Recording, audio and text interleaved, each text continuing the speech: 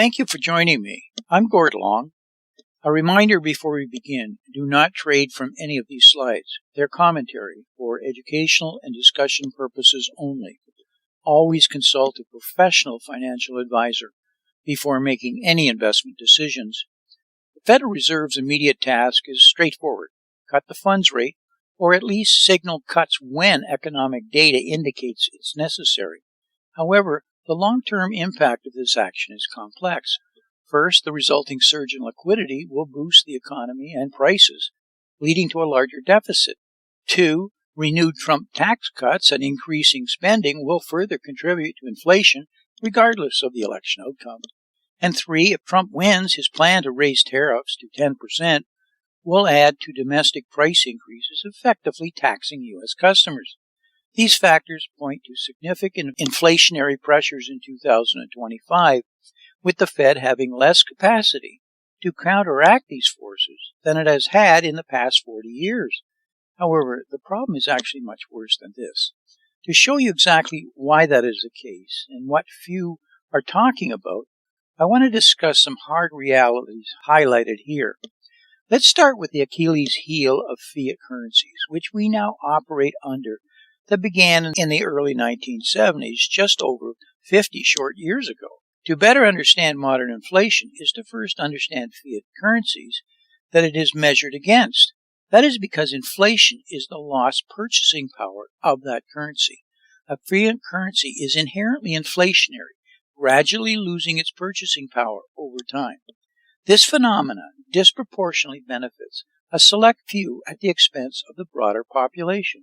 First, fiat currencies cause economic instability by perpetuating cycles of boom and bust that disrupt market equilibrium and create social inequalities. Secondly, fiat currencies drive excessive indebtedness within economies and fuel the unchecked expansion of the state, often at the expense of citizens and companies' freedoms. Thirdly, fiat currencies is dishonest money, and engaging with fiat money daily erodes the morals and values of the people involved in its circulation. Fourth, fiat currencies foster collective corruption, with many people becoming ensnared by the structures that fiat currencies establish. This fosters dependency and entrenches its influence. Fifth, fiat currencies act as a catalyst for the expansion of the state, making it bigger and more powerful. Companies receive new orders from the state, prompting adjustments in production and employment to meet artificial demand. Users of fiat currencies keep their life savings in fiat money. Users invest directly or indirectly in government bonds and bank debentures and maintain time and savings deposits. Gradually, the users become profoundly reliant on the perpetuation of the fiat money system, consenting to nearly any measure proposed by the state and the special interest groups taking advantage of it to keep the fiat money system going. Fiat currencies have a crucial vulnerability, which actually lies in its dependence on the demand for the currencies. Essentially, it reflects users' desire to hold the currency, influenced by a multitude of factors, which include users tend to maintain money balances relative to their income. As income rises, so does the desire to hold money. Demand for the money typically diminishes when interest rates rise. This is because holding on to the money entails opportunity costs when higher returns could be earned through, say, bank deposits and bonds. History demonstrates that the demand for money remains relatively steady when there is a high level of trust in the currency, meaning people are not worried that the purchasing power of their money will decline or be destroyed. States and their central banks seek to handle the fiat currency system in their favor. Their primary strategy involves creating illusion and deceiving the populace to maintain control and influence. Let's now talk about the 2% inflation targeting we are continuously told is the goal of most global fiat currency regimes today. Fiat currencies users are often sold the narrative that inflation of 2% equates to stable money, a claim that is, of course, inherently false. In reality, a 2% inflation rate destroys the purchasing power of the money by 2% every year. The mathematical reason for this is because the U.S. Central Bank normally pursues a 6% annual growth in money supply to achieve a 4% growth in nominal GDP, composed on average of 2% of real growth and 2% of inflation. Actually, the 2% inflation is a hidden government tax and the measure of the degree of financial repression actually being attempted. It is collected through reduced purchasing power and the time value of money usage. That is, the government spends it first at a higher purchasing power before users finally spending it through the velocity of money at lower levels of purchasing power. Is there a tipping point that comes with the Achilles heel of fiat currencies and the use of the 2% inflation targeting we should be watching for? The primary concern is the enormous accumulation of debt within the fiat money system, eventually reaching a tipping point of unsustainability. We'll talk more about that later. At that juncture, people would be confronted with the question, should the fiat money system collapse under the weight of the deflationary pressures, or should the outstanding debt be financed by creating new money? Unfortunately, history suggests that in a time of existential crisis, people consider expanding the money supply as the lesser of two evils. Once initiated, a deliberate inflation policy becomes incredibly challenging to contain, let alone reverse. It has the propensity to spiral out of control, potentially culminating in high inflation or even hyperinflation, thereby precipitating a collapse in the demand for money and eroding the very foundations of the fiat money system. However, in such a dire scenario, one must recognize, with the state's determination to avert the demise of its fiat money regime at all costs, the state, as we know it today, can be expected to exhaust all available measures to safeguard the continuity of its monetary system. In response to a crisis, the state can be expected to resort to drastic measures such as imposing price and capital controls, nationalizing banks and large corporations, and transforming the economy into a highly regulated command economy. Some of this might sound familiar right now, or you suspect is coming. So what about 3% inflation targeting? Expect central banks to soon be increasingly talking about 3% inflation as the new neutral rate. The reason for this is because, as we showed earlier, the U.S. Central Bank normally pursues a 6% annual growth in money supply to achieve 4% growth in nominal GDP. It is likely now to be composed, on average, of only 1% of real growth and 3% of inflation, called stagnation. Also more on that later. Under such circumstances, the state can be expected to assume unprecedented control over production, increasingly dictating what goods will be produced, how much, when, and by whom, even regulating who will be allowed to consume how much and when. In other words, the economies should be expected to increasingly be forced to shift towards a form of fascism, or whatever it will be called, a bleak outcome indeed. Next, it is very important to understand the time value of the usage of money. This is a better way of appreciating what the bankers refer to as the time value of money. Banks played a central role in the creation and adoption of the shift from sound money, backed by gold, to fiat currencies, though that 50 years ago. Bank mentality in this pre-computer time of adoption of fiat currencies was focused on the time value of money. The float was a critical element of banking and the importance of the time value of money within the float. It was part of their main thinking. It was a logical step, therefore, to adopt the sister of this, or the time value of the use of money for government financing. That is, the first user of the money, the government, has the higher purchasing power than the downstream users, you and I, as part of the flow and velocity of money. This also results in higher term premiums and equity risk premiums, as illustrated in the chart shown here. Fundamentally, increasing money supply sets in motion an exchange of nothing for something. This diverts real savings from wealth generators to non-wealth generators.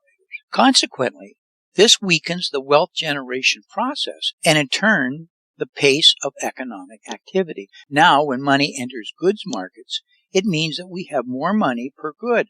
That is, the price of goods has risen. Hence, we have here is the increase in good prices and a weakening in economic growth. This is what stagflation is all about. The outcome of the monetary pumping is always stagflation. It is not always visible, though. As the pool of real savings comes under pressure, the phenomenon of stagflation becomes more visible. When this occurs, the chart shown here happens. The country's debt increasingly starts tracking the premium for credit default swaps of the sovereign debt. Unfortunately, there has been a lot more going on behind the scenes which we need to fully appreciate. Increasingly, since the 1980s, the government has been playing all sorts of statistical reporting games which has effectively hidden the real level of inflation. I reported on methods such as hedonics and imputation and substitution and basket modification and other games many times before over the years. What wasn't hidden from us was the continuous loss of purchasing power of what money could buy. This is why I said previously that CPI is a measure of inflation, while lost purchasing power is what inflation actually is. When purchasing power is falling and economic growth is weak, you have stagflation. The way to effectively visualize what is occurring is to think of stagflation as a potential black hole. It is easy to unwittingly and unsuspectingly get into, but extremely, if not impossible, to get out of once in the black hole. The secret is to avoid it with sound economic policies before you reach the event horizon of the black hole. Many perceive we are potentially entering just such a situation. Their reaction is to apply traditional Keynesian thinking to the problem. But here it doesn't work. What must be done to control inflation crushes growth. What must be done to foster growth inflames inflation. It is the proverbial catch-22. The solution, therefore, is you must catch it early and aggressively. The problem today is that the distortion and the games we've been playing for a very long time have let us get much too deep into that black hole because our measures have failed to alert us. The political kick-the-can-down-the-road policy approaches have only fostered tweaking, and the warning measures to buy time and make it someone else's problem are missed. Let me be specific. Inflation through the statistical distortions such as hedonic, substitution, imputation, and others, which I've chronicled, have distorted inflation as measured by the CPI to such a degree that inflation break-evens, and real rates are ineffective. I most recently laid out how the new world of inflation swapped has exploded in an attempt to provide the more sophisticated institutional investor from these mirrors and mirages. Economic growth is also seriously distorted by an obsolete formula that is based on sound money and adopted during the era of the gold standard and fails miserably to adequately describe real growth in an era of massive government debt, transfer payments, and debt finance consumption, now being nearly 70% of the economy. The creators of the simple formula never imagined an economy like the ones we operate in today. They didn't consider a fiat currency system. Our 2017 thesis paper, entitled The Illusion of Growth, lays out the indisputable reality of the facts in its 111 pages of detailed analysis. The central problem and difference with what occurred in the 1970s is important to understand. We not only have an order of magnitude worse black hole problem, but our tools are dull and our thinking seriously obsolete. Our politically polarized governance is also a big problem, which I also must leave for another day. Because of the games we have played, we are now below the event horizon, and stagflation is already well underway and entrenched. We are locked in for the ride. Besides statistical games, we have the problem of what is best labeled deflection. Central bank officials and mainstream economists frequently attribute inflation to various external factors, such as alleged price gouging by greedy businesses or supply disruption by oil-producing nations, while vehemently rejecting the notion that inflation is a monetary phenomenon resulting from the central bank's fiat money printing. In fact, the central banks are determined to avert the permanent drop in the demand for money at all costs.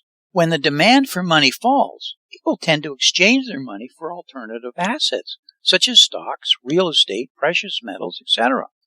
Consequently, the price of these goods surges, further exacerbating the decline in the demand for money in extreme scenarios. This can trigger a widespread flight from money, predictating a collapse of the financial and economic system. To maintain the fiat money system, central banks meticulously adjust the level of inflation to firstly ensure a gradual and ongoing erosion of the value of money, subtle enough to either go unnoticed or to be reluctantly accepted. This is called financial repression, and we've written extensively and have a thesis paper on exactly how that unfolds, is work, and we actually created a website called the Financial Repression Authority, which you can find on the web. Controlled inflationary pressures act as a defense against the episodes of goods prices deflation, which have the potential to make the fiat money system come crashing down. Central banks aim to prevent situations where inflation spirals out of control, where hyperinflation destroys people's demand of fiat money entirely. So what are the consequences of all this? Economic stagnation, followed by stagflation, leading to an inevitable debt crisis, forcing a return to the principles of sound money. How does that happen? Starting from a situation of equality between the current and expected rate of inflation, the central bank normally decides to boost the rate of economic growth by raising the growth rate of money supply. As a result, a greater supply of money enters the economy, and each individual now has more money at his disposal. Because of this increase, every individual believes he or she has become wealthier. This raises the demand for goods and services, which in turn sets in motion an increase in the production of goods and services. All this in turn increases producers' demand for workers, and subsequently unemployment rate falls below the equilibrium rate, the natural rate. Once the unemployment rate falls below the equilibrium rate, this starts to exert an upward pressure on price inflation. Consequently, individuals come to realize that monetary policy has loosened. People begin to understand that their previous increase in money's purchasing power is dwindling, so they form higher inflation expectations. All this diminishes the overall demand for goods and services. A dwindling in overall demand slows down production of goods and services, which in turn pushes unemployment rate higher. At this point, we are where we were prior to the central bank's decisions to loosen its monetary stance, but with a much higher rate of inflation. At this point, we have a decline in the production of goods and services, rising unemployment, and an increase in price inflation or stagflation. From this, if the increase in the money supply growth is unexpected, the central bank can engineer an increase in economic growth. However, once the individuals learn about the increase in the money supply and assess the implications of this increase, they adjust their conduct accordingly. Consequently, the boost to the economy from the increase in the money supply growth rate disappears. In order to overcome this hurdle and strengthen the rate of economic growth, the central bank would have to surprise individuals through a much higher rate of monetary pumping. However, after some time, people will learn about this increase and adjust their conduct accordingly. Consequently, the effect of the higher growth rate of money supply on the economy is likely to vanish again, and all that is going to remain is a much higher overall inflation rate. Loose monetary policies of the central bank can only temporarily generate economic growth. Over time, however, such policies will simply cause higher price inflation. Hence, there is no long-term trade-off between inflation and unemployment. It is a market economy. A producer exchanges his product for money and then exchanges the received money for the products of other producers. Alternatively, we can say that an exchange of something for something takes place by means of money. Things are, however, not quite the same once money is generated out of thin air because of loose central bank policies. Once that happens, it enables an exchange of nothing for something, a diversion of wealth from wealth generators to the holders of the newly generated money. The holders of money out of thin air obtains goods without contributing to the pool of consumer goods or to the pool of real savings. This means the real savings are diverted from real wealth producers to those money holders. In the process, wealth generators are left with fewer consumer goods at their disposal, which weakens their ability to expand the real economy. An exchange of nothing or something diverts real savings and will take place regardless of whether the increase in money supply is expected or unexpected. This means that, contrary to Mr. Phelps and Friedman, even if monetary increases are expected, they will undermine the economic growth. Increases in money supply create exchanges of nothing for something, diverting real savings from wealth generators to non-wealth generators. Consequently, this weakens the real savings formation process. process and weakens the economic growth. Also note that the price of goods is the amount of money paid for the goods. So when this money enters a particular market, more money is paid for the goods in this market, increasing, therefore, the prices of the goods. We then have a situation whereby increases in money supply undermine the process of wealth generation, thus stifling economic growth. At the same time, we have more money per good, which increases their prices. Hence, we have both increases in good prices and diminishing economic growth, which we label stagflation. Stagflation is the ultimate result of monetary pumping. Therefore, whenever the central banks adopt an easy monetary stance, it also sets stagflation in motion in the months ahead. The fact that over time a strengthening in the monetary growth may not always manifest through a visible stagflation, it does not refute what we have concluded. What matters for the state of an economy is not the manifestations of stagflation, but rather its causes. The severity of stagflation depends on the state of the pool of real savings. If this pool is declining, then a visible decline in economic activity will likely ensue. Moreover, on account of past monetary pumping and the consequent increases in price inflation, will have a visible stagflation. Conversely, if the pool of real savings is still growing, economic activity is likely to follow suit. Given the rising momentum of prices, we'll have positive correlation between economic activity and price inflation. Note that the symptoms of stagflation are not visible here because of a growing pool of real savings. When we can conclude that if on the account of past monetary pumping we do not observe the symptoms of stagflation, this raises the likelihood that the pool of real savings is still growing. Conversely, if we can observe the symptoms of stagflation, then most likely the pool of real savings is declining, and that's now what we're seeing. As the pool of real savings comes under pressure, the phenomena of stagflation becomes more visible in today's environment. So what are the conclusions? Fiat currency demand must be reduced. To mitigate the damage caused by the fiat money system or even dismantle it altogether, the first step must be to target its Achilles heel, weakening the demand for fiat money. The less fiat money people demand, the smaller the damage inflicted by the fiat money system will be. First and foremost, it can be accomplished by educating the populace all about the significant harm perpetuated by the continued existence of fiat money and the consequences of it. This entails, as a first step, highlighting the adverse impacts it has on individuals and their communities and encourages people to use fiat money for transactions rather than for savings. This can be through discouraging investments in government bonds or savings deposits in banks, while encouraging investments in tangible assets such as stocks, precious metal, land, property, hard assets. Further action can include ceasing the support for government or politicians who endorse the fiat money system and fail to take action to dismantle it. Ultimately, of course, it's crucial to inform people that sound money is indeed possible. This involves advocating for people's freedoms to choose their preferred money, whether it is gold, silver, Bitcoin, or any other real alternative. By allowing individuals the autonomy to select their preferred currency, we effectively target the Achilles heel of the fiat money system, ultimately benefiting the vast majority of people. I encourage you to review our 2023 thesis paper entitled The Great Stagflation. In addition, you might want to also revisit our 2017 thesis paper entitled The Illusion of Growth for more detail. Hopefully, this will arm you for what clearly lies ahead. As I always remind you in these videos, remember, politicians and central banks will print that money to solve any and all problems until such time as no one will take the money or it is of no value. You've seen today exactly what's involved, why that is the case.